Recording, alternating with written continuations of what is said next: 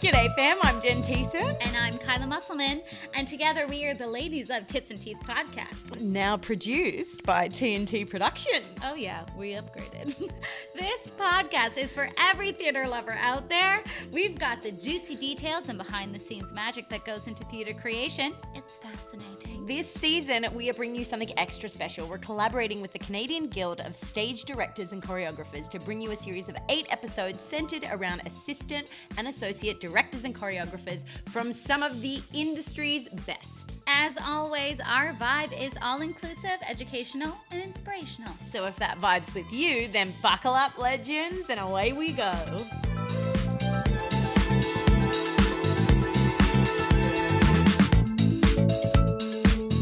All right, friend, how's it going? Oh, it's good. How are you, my girl? So bloody good, mate. All right, who are we talking to today? Dive right in for us, Kyla. It's Stafford Arima. The best of the best, babes. What are we talking about with him today? Oh, being an artistic director, which he knows everything about because he is the current artistic director at Theatre Calgary in Alberta, Canada. Let's go. And of course, at Theatre Calgary, they also have a mentorship program, which is similar to our Assistants and Associates program. That is the TC Mentors program. Go there, check it out, especially if you're from Calgary. Thank you to that theatre for having that wonderful advocacy program. It's so brilliant. And that is, of course, that's something that's important to Stafford as well. Mentorship, paying it forward. We love to see it. Thank God he's here. Thank God he's here. And you know what? That's all we need to say because he's going to say everything else. Are you ready? Let's go. Just like you said, Kai, what is he? Gorgeous, passionate, advocate. She told me before he's the bee's knees. And he is. Okay, let's go.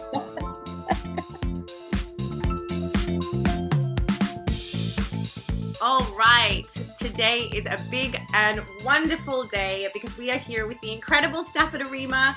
Stafford Arima is here to talk to us about artistic direction today, but I'm going to gush about him first. Stafford Arima is the artistic director of Theatre Calgary. He's born and raised in Toronto, but Arima has thrived in the New York theatre scene for over 20 years. In 2015, he became the first Asian Canadian to direct a musical on Broadway when Allegiance opened at the Longacre Theatre, starring George Takei and Lea Salonga. Arima was nominated for a 2004 Olivier Award for his direction of the West End premiere of Ragtime. He also just directed the Ragtime reunion concert in New York City. He's directed at the Stratford Festival of Canada. He's directed off-Broadway. He's directed at the Roundabout Theatre Company. He directed Broadway Dreams in Moscow, Russia, The Secret Garden in concert at the Lincoln Center, just to name a few. He was one of our founding members for the Canadian Guild of Stage Directors and Choreographers. He is one of the masterminds of this Assistants and Associates program, and he is absolutely a wordsmith for every single one of our mandates and slogans, and is one of the most kind-hearted people that I know, that I have the pleasure to know. Ladies and gentlemen, Stafford Arima. How are you, Stafford? I know. Well, thank you for that lovely introduction. And it's really, as I said earlier, very excited to be here and to see so many amazing thespians who are interested in pursuing this crazy business that we call show. And it's an inspiring energy because all of you are the future. You know, I'm 54 years old. Not that I'm, going to die tomorrow, but, I've had, good 25 to 30 years of working in this industry and, moving from a freelance director kind of job for a good 25 years to now artistic directing. But it's inspiring to see the future kind of in front of one's eyes. So I look forward to hopefully giving some insight into the journey of artistic direction, and also later on to answer any questions that you might have. first thing I would love to just ask is who on this call has the interest of artistic directing, maybe not next year or 5 years, maybe 20 years, but who sees it in their future or who wants to see it in their future? Okay, cool. Yeah. And I would say if someone asked me that question when I was in my 20s or 30s, I probably wouldn't have raised my hand. And the reason I wouldn't have raised my hand is because at that time, I was really focused on my career as a director. But I also had a strange idea that I couldn't be one. And I say that because for a couple of reasons. One, I was very fortunate to have worked for a number of great artistic directors. So when I was freelancing, I got to work, Oscar Eustace, who is the current AD at the Public Theatre, Jack O'Brien, who was at the time an AD at the Old Globe, Barry Edelstein also at the Old Globe, some really amazing artistic directors that, I don't know, these were very inspiring individuals for me. And I would always think of an artistic director as someone you'd walk into their office and there'd be all the Shakespeare folios behind them and they could quote anything from, Richard II. And I think I could only quote, musical theater songs. So I just didn't think that it was kind of like it was not in my world. Also, at the time, I didn't see anyone that kind of looked like me.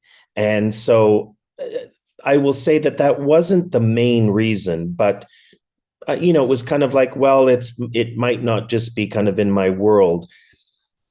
Just to give you a short understanding, so I was headhunted for this job at Theatre Calgary in 2016, and I was actually directing a show at the Old Globe in San Diego when I got this call.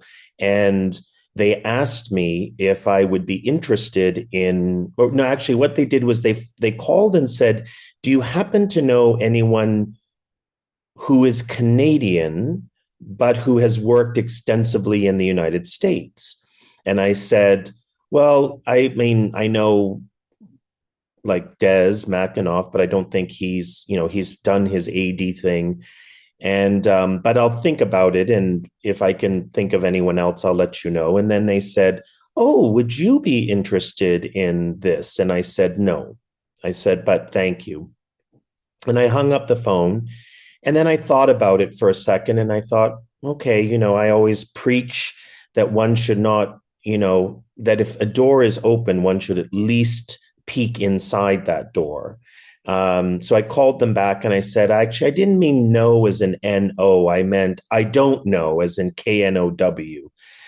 So tell me a little bit about this. And I went through the process and kind of took my own advice that I would tell an actor or a performer. I would say, if you go into an audition, go in with the best intention, 100%, but go in with zero expectation. So I kind of did that at Theatre Calgary. I went in, I did my research. I wore my, for those of you who know me, I tend to dress in like Obi-Wan Kenobi robes, and my hair is like a rat's nest, as you can see. And I looked at the previous AD, Dennis Garnham, and every picture I saw him in, he had a suit and a tie. And I just thought, it's just not me. So I thought, I'm just going to go as me. And if they don't appreciate my Obi-Wan robes, then that's fine. And I won't get the job. And not that I didn't care, but I thought, if they're not going to accept who I am, then it's not the right fit. And I believe very strongly in a kind of synergy with the universe. And I feel that the universe it'll happen if it's meant to happen. If it's not meant to happen, there was a reason why. So I got the job, and I was terrified because I thought I had made a career of working in the United States, specifically New York, for 20 years. had a number of conversations with people. Some said don't go, some said go. And inevitably, I made the decision to go and have not regretted it at all. So I share all that with you because I think it's important to recognize that even though everyone here did raise their hand, because it might be something that, is a thought in your kind of ecosystem or ecology of theater, replace artistic director with another position: producer, casting director, writer, technical supervisor. And I'm saying that just to keep your energy and your channels open to anything and everything that the kind of theater angels might present to you. You might right now say, I want to be an AD by the time I'm 38. It has to be an A house, and that's cool. And I think that's important to have some vision that you can make happen. But I would also encourage you all to allow your kind of vision to have other doors that might reveal themselves. And it might not be an artistic director. It might be something that you least expect, or that you discover that you have there's something in you that actually is an amazing spot of talent. And so therefore you become a manager or an agent. Anyway, that's a big thing just to say, keep the doors open, because you never know what can happen. And, that also could mean packing up your bags and moving to a foreign country. It could be moving to a different city. I've made 3 moves in my life, one of them being from Toronto to New York, and then New York to Calgary. And who knows if there'll be another move after this. Artistic directing. So I think one of the things that, I put a lot of pressure on myself in my first year is, what am I going to do? What's my stamp? You come in and you're going to make a stamp as the artistic leader of a theater company. And what I actually did was I made no stamp. I decided I'm not going to figure it out until years later. And I had the pleasure of having dinner with Christopher Newton, the late, great Christopher Newton, who was the first artistic director at Theatre Calgary. So before he became, the Shaw Festival and all of that, he was the first AD at Theatre Calgary. So I had dinner with him and he asked me the question. He said, what's your plan? I can't do his great British accent, but what's your plan? And I said to him, well, I thought I was going to have a plan, but I decided I'm not going to have one. And I was kind of nervous to say that to Mr. Newton because, it's Chris Newton and he's, led some amazing theater companies. But, I believe in transparency, and I was just very honest with him. And he said, who told you to say that? And I said, what do you mean? And he said, well, who told you to say you don't know the answer? I said, well, I did, because I actually don't know. And he said, well, my young chap, or whatever he called me, said, that's the best answer you could have given. He said, you will not know what your purpose is as an AD probably until 5 years into the job. And he said some of the problems that he sees with other ADs, which he never named, was that they come into a organization with a mission and a mandate, and not really understanding that perhaps that mission and mandate needs to be kind of folded into a journey and folded into a kind of an awakening with your community, versus I'm coming here to do this and everyone better jump on board and I'm going to, and so what I've discovered over the last 5 years, and, even though COVID was part of it, was that my purpose, and for those of you, Troy, from Calgary, or anyone here who's worked in Alberta or knows Alberta, Calgary specifically is a conservative city. what I realized is that, I guess it was a couple of years or 3 years ago, when I was looking through the history of Theatre Calgary, and I realized that there had not been an LGBTQ2S plus work on their stage for 31 years. So for 31 years, not 3 seasons, not 3 years, 3 decades, not one LGBTQ work on the stage. I mean, sure, there was like a gay character or something, but there was nothing on that stage that told a story from an LGBTQ2S plus perspective. So I programmed a new musical called The Louder We Get, which was the story of Ontario young person, Mark Hall, who went up against the Catholic school, and he was allowed to take his boyfriend to the prom. And but it was the first time we did something like that. And I was terrified. I spoke to the board of directors and I said to them, I don't know if we're going to get bomb threats if we're this, but, I want to do this. I think it's important to do this.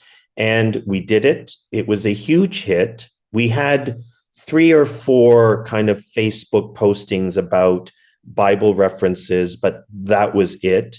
But what happened was we had like throngs of young people who identified themselves in the world of the other, who came to the theater, lined up for the half-price tickets or the rush tickets and sat in the front row. Some of them came back 17 times because they wanted to experience themselves and see a story that they could recognize. And it was also a young cast because it was about high school. And Theatre Calgary has had a reputation over its 50 years of being in existence, of being kind of grandma's theater. Lots of old classics. I was at U of C talking to the students, and I asked them, what do you think of Theatre Calgary? And they said, oh, it's my grandma's theater. And I said, what does that mean? And they said, well, usually it's kind of the plays that she would like with ticket prices that we can't afford. And so, again, that kind of information wouldn't have happened if I had just arrived in 2017 and polled a couple of people. It took kind of 3 to 4 years for me to really understand what could I bring to Theatre Calgary that would make a little dent in the kind of formation of the company. And if I did Louder We Get, which we did, and let's say I was fired because the board said, how dare you put that kind of work on our stage, which they didn't. But if they did, I would still feel proud of the fact that I was the person to break the cycle of 31 years of not representing someone's story. There were stories on that stage that had Indigenous themes, Indigenous plays, Black plays, Asian, but interestingly, nothing with the LGBTQ. So I share all that with you to say that in the kind of letting go process of becoming an artistic director, even as a director or choreographer, all of you on some level have the understanding of when you walk into a room and you have a vision, right? I want the play to be this, or I see the step to be that sometimes the best work will come out of you letting go of that vision and being more engaged and active and in the moment with what's happening in that room. Same thing I would say as being an artistic director. Absolutely, one has to have a vision. Absolutely, one has to have something to be able to grasp onto, but to be fluid and to have an idea of things can ebb and flow, and you will discover through the process of just living in that city, communicating with those subscribers, receiving the feedback, that the kind of, you'll start to mold your idea of what that vision can be for those 5 years, 3 years, 10 years, however long that you decide to stay. And then to know that you will leave the theater and perhaps the next AD will change it all the way back to where it was 10 years ago.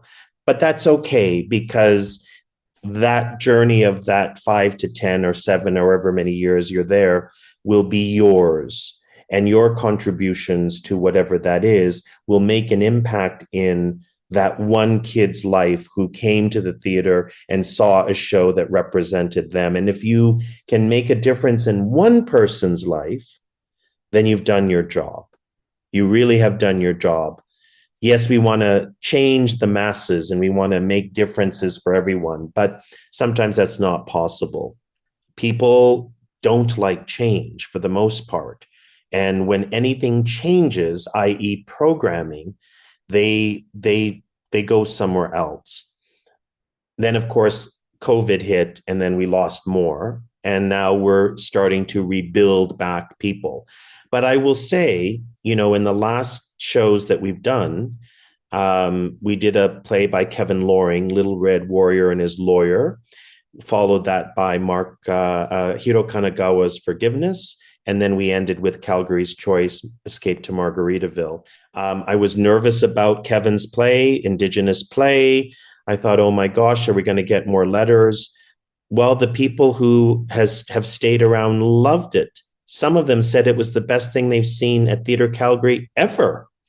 So the tides are turning. And that's probably because those friends who don't want to see anybody's story on that stage that isn't their own, or are feeling a certain amount of guilt upon that story that they're watching, they're gone. And that's okay that they're gone.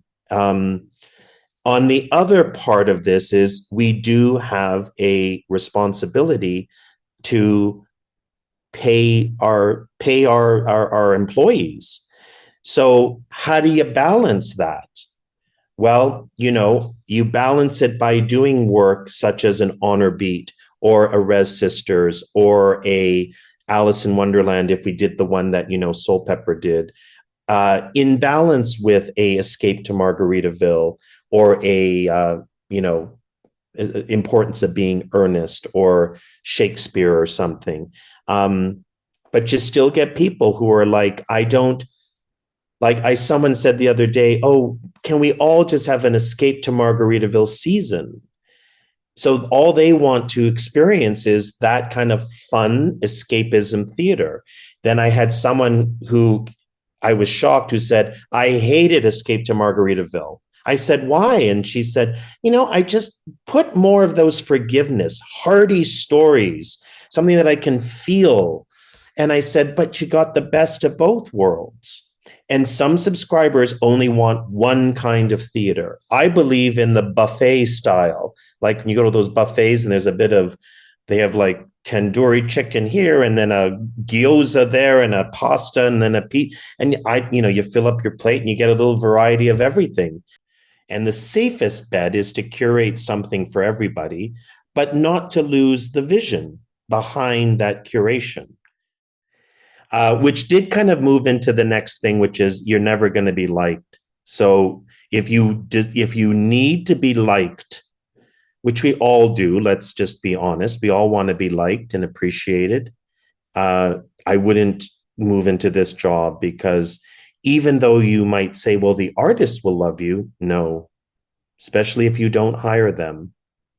And not because that they're not talented, but just because of the way the season fell out, came through. We hire a variety of directors. So maybe the director wants to hire Jennifer and not Emma, just because Jennifer has the right something, whatever. But then you have a lot of other people who think you're the best because you hire them all the time. Yeah, so unfortunately, it's the not nice part of this is you're not going to be yes, you might consider yourself, well, I'm the AD, everyone's going to know, they're going to be upset. They're going to be upset if they're not hired. And they're going to be upset if you're not from the city. That's another thing I've learned here is me being from away. Thank goodness I'm a Canadian, but not being from Alberta also was a strike against me. And it comes up passive aggressively in certain emails that artists will send. Someone said, "Oh, you dropped in here, or you're a from away person, or you don't understand our community. We're not New York," things like that. And so that doesn't mean you shouldn't apply for any position where you're not from. I'm just not giving you the darker side, but just that it's not all peaches and cream. But what makes it peaches and cream for me is giving opportunities to people who've never been on our stage before, giving opportunities to the next generation of performer that needs to build that resume or needs to have that experience of working with a director from away. I believe in the power and the importance of people working with other people, not just from Calgary. That doesn't hold true with a lot of Calgarians in the artists world, because they want me to hire the local director. Don't hire someone from away, because that's taking a job away from the local person. And I try to balance that with local directors and not, but Julie is a great example of someone Julie Tomeno, who directed Escape to Margaritaville. Julie was a mentee. She was a mentee on Billy Elliot that I did when I guess my first season or something. And she's, and I just thought, what a great story for her to be a mentee on Billy Elliot, come back to Theatre Calgary, direct and choreograph Margaritaville, and then have all of the people, some local, some not, get a chance to work with her. So giving opportunities to the next generation is something that really inspires me and makes those other emails and the other kind of the crotchety people who just wanted to be what it was before, it makes it all go away. So for those of you who don't know, Escape to Margaritaville was chosen by the people. Calgary voted for this, which I didn't know when I signed on. My question is, how do you take a risk like that? Because what if, were you comfortable with every single show that was an option? Did you have a plan based on what they picked? Yes. So I thought of this idea because we were coming out of COVID kind of, and I thought I just need to find a way to engage the community. And so we picked Into the Woods, Escape to Margaritaville, Curious Incident of the Dog, Red Velvet, which is a play by Lolita Chakrabarta that I think was just in Toronto at Crows, maybe, was it? Or yeah. Red Velvet, and the Rez Sisters. And then the sixth show was Ma Rainey's Black Bottom.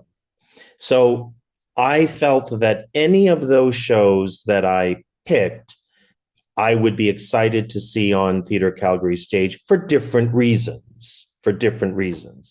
We put it out to 1.4 million people. So I wanted to see kind of what's the appetite out there for an Escape to Margaritaville, which again had the highest response. And the lowest response was Red Velvet, actually. And I think it was Red Velvet because people didn't know, they just, Red Velvet, isn't that a cake? So they weren't aware of Ira Aldridge and his journey. But so it was Escape to Margaritaville. Then the second one was Into the Woods. Then it was Curious Incident. Then it was, I can't remember if it was Curious Incident, and then it was it was Ma Rainey's, and then Rez Sisters, and then Red Velvet. But I thought, I want to engage the city and I want to learn also. So learn something. And what I learned was they just want to have fun. at least at that time. Maybe if we did it again now, maybe they would pick differently. But it was risky because I guess if they had chosen Red Velvet, let's pretend they did choose it, it would still be a play that I would feel excited about. And if they chose it, 30,000 people chose it, then at least 10,000 would come to see it, because, maybe not everyone would inevitably buy the ticket. But I think next time I want to do something like a subscriber's choice, give the subscribers a real sense of ownership, be a subscriber and then vote for a play. Also, I've been thinking about like greatest hits season. What are the shows over the 50 years that were kind of like the big sellers, so it's, these are ways in which one has to kind of figure it out. And going back to an earlier comment, you're absolutely right. I am not the only one making these decisions. There is an entire team, marketing department, an executive director, finances. There is a lot that goes into this kind of curation. And sure, I could work in a dictatorial way and say, I'm the AD and this is what goes, but I come from the theater. I come from a place of collaboration. And so it's important to collaborate with my colleagues. And sometimes the marketing department has a very different answer than the sales department, right? Because the sales department wants Escape to Margaritaville and Beauty and the Beast. But the marketing department wants sometimes something a little more interesting and rich and challenging. And how can they market, a show called Poop in a way that's going to sell, So it's fun. It's fun and it's challenging. And then you have to budget, and then you have only a certain amount of money to budget, and you have to fit your 6 shows in within that budget. And shows at Theatre Calgary cost anywhere between $400,000 to $1.5 million per production. And that's because we're an A-house theater, because, we're not, you can't hire the actor for $1 or something. And sets are built that are expensive. And so that's another thing sometimes, playwrights don't understand, is that, they'll write a play with a cast of 30. And it's and really 30 people, not like doubling, like 30 people. And, sometimes when I speak to them, I have to be really honest and just say, we can't afford to produce this because there's too many people. And are you hindering my creative expression? No. Write a play with 100 people, but just know that when you ask me to program it, right now, we can't afford that. And that's the business part of show, right? And that's the other part in being an AD. It's not just about the art.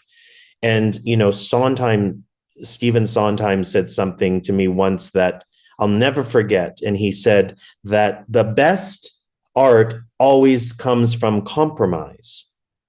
Because if you can get like a cast of 1,000 because you hear it in your head, well, make that art with casts of 6. The art is in the compromise. So that was a little nugget that I took from him. Moving away from the AD and just the people that we have in this room who are specifically directors or looking to be directors and choreographers first before perhaps moving into that position, if you have any advice for that level, we would love to hear it. Sure. Well, I think the first thing is, there is no path, right? What I'm going to share with you today is my journey and might not be yours. And so I have no advice to give you other than pursue this dream and this passion, breathe it, live it, go to bed with it, eat breakfast with it. I'm not saying you have to have work-life balance 100%. So that's not to say you have to work 24 hours. But I say live and breathe and sleep with it, because I know for me that the only time I did another job was when I was a kid, and I worked at a a cosmetic factory where I put lipstick in the containers. I had gloves on, and I put, and one time I worked as a telemarketer selling lottery tickets. But other than that, I've only worked in the theater. And my first job, which some of you might know, I was a receptionist for a company in Toronto called Live Entertainment, which was Garth Drabinsky's company way back in the early 90s. And from that job to now, I have never done anything else other than worked in the theater. And I feel kind of proud to say that because, you know, I know sometimes people have to work as a barista or someone has to take a catering this and I didn't have glamorous jobs all the time. Being a receptionist is not a glamorous job. Being an executive assistant to a producer is not glamorous. But all of these jobs that I did all kind of funneled me into the world of theater. And I started to find, oh, there's somebody called a casting director. Who knew from a casting director? I was coming out of York University and I knew there were performers, writers, directors, and designers, probably producers. Just do the work. And what does that mean? Well, it means, yes, it means get your name out there, get yourself a website. A website, really, does that make a difference? It totally makes a difference because nowadays people will Google your name. And if there's a website that comes up, I gave advice to one of your colleagues and I just said, but I have like 3 credits. Then put those 3 credits up there and make it look great, terrific. And find ways to just get yourself involved, if that's being an assistant, whether that means being an associate, whether that means being a mentor, a mentee. I think the biggest piece of advice I could give you is about connections and relationships. I am telling you, that is the most important thing. I've said this many times before. I'm a kid from Toronto. Like I was born at Finch and Bathurst, North York. I knew nobody in the theater. My mother loved the theater, but she didn't know connections. We weren't wealthy. How does a kid from Toronto who, dreams of like Broadway and buy musical theater records and all that, how does that person inevitably move to New York, live there for 20 years and work, become an artist? How does that happen? Not because I'm the most talented director. I'm not.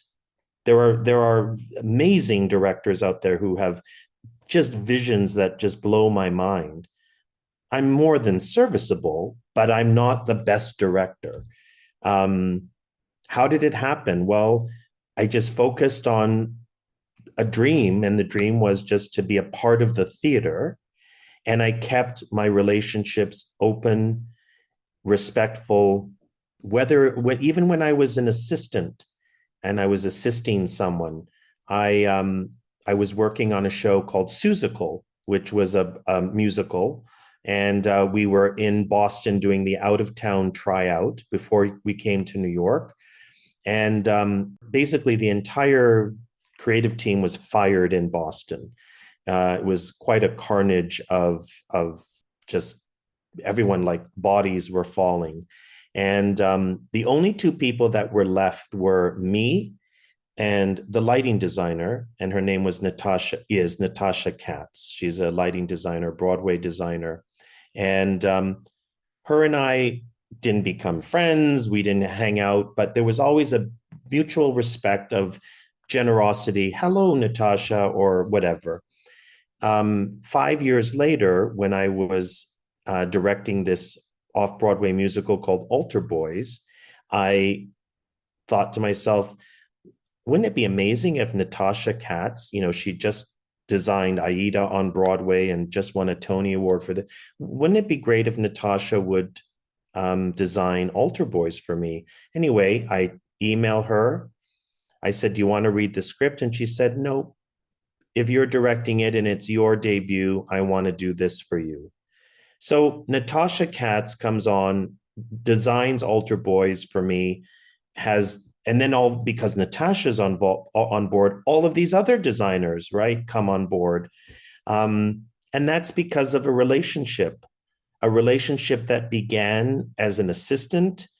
Couple of times, I'd write her if she had a show. I'd write her and say, happy opening.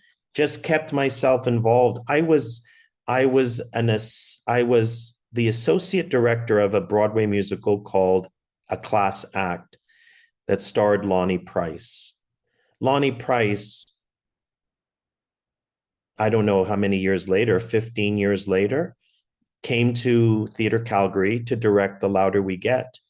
And now I'm the artistic director of the theater that's hiring him. So I say all this because it's all about relationships. A relationship that you have today, Natasha, someone today is going to be in your life maybe 20 years from now. And I always say the person that you think, oh, it's the PA of the PA of the PA. Well, that PA of the PA of the PA might run Netflix in 10, 15 years. And that doesn't mean you kiss ass, excuse my French, and it doesn't mean that you're fake to people. It just means being respectful to everyone, no matter who or where, or you think, oh, I only be nice to the AD because, he's the AD or she's the AD or they're the AD. It's the person in the waiting room, the equity person checking you in is the person that really holds the power. And I use that in quotes. Everyone should be treated with respect because you just don't know. So look, I could talk for hours about what to do, direct, choreograph, assist. It's kind of like you've heard that many, many, many times, right? Doing it, putting yourself out there, writing me, writing anyone. But it's these other things that people forget about, which is connections and relationships. Thank you for sharing everything with us. Like, oh my goodness, you're just spectacular and so generous. Thank you for sharing about your journey from assistant to associate to director into artistic director. It's all just been so, so inspiring. So Stafford said, if a door is open, I should at least peek inside that door. He said, I don't know, N-O, I don't, K-N-O-W. He said, keep your energy and your channels open. He said, I thought I was going to have a plan, but I decided I didn't have one. He reminded us that you can't please everyone, so don't lose your vision.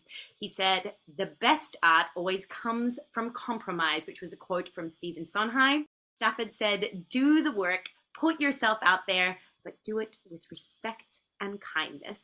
Thank you so much for spending this time with us, Stafford. We love you.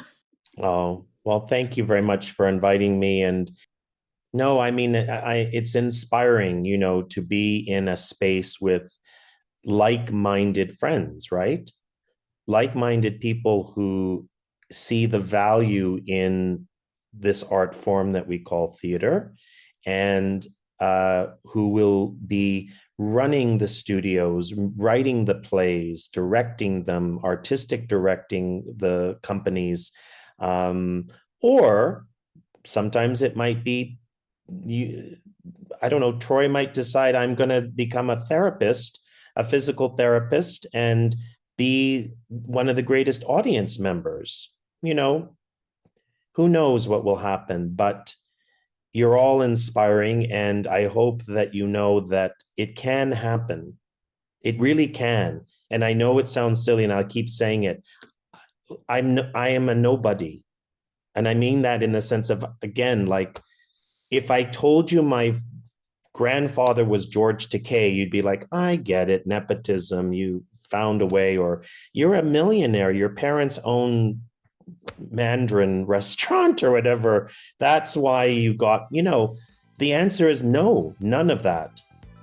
And also, I'm not the most talented person out there. So I'm telling you, if it can happen to me, it can happen to anybody. It really can. It really can. Ooh, that was the legendary Stafford Arima lifting the veils and giving us a sneak peek into being an artistic director. Such incredible insights. My mind is blown. Thank you so much, Stafford. Make sure you check out all the wonderful things happening over at Theatre Calgary. And of course, check out their TC Mentors program.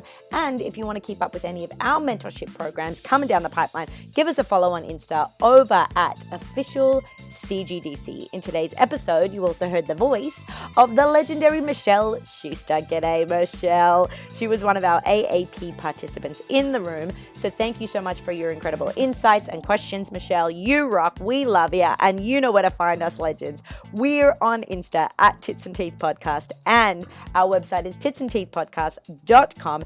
We hope you're learning as much as we are from this series. Seriously, writing it all down because I am. And remember, whatever you're facing out there today, legends, keep those tits up, those teeth out, because you got this, we got you, and we bloody love ya.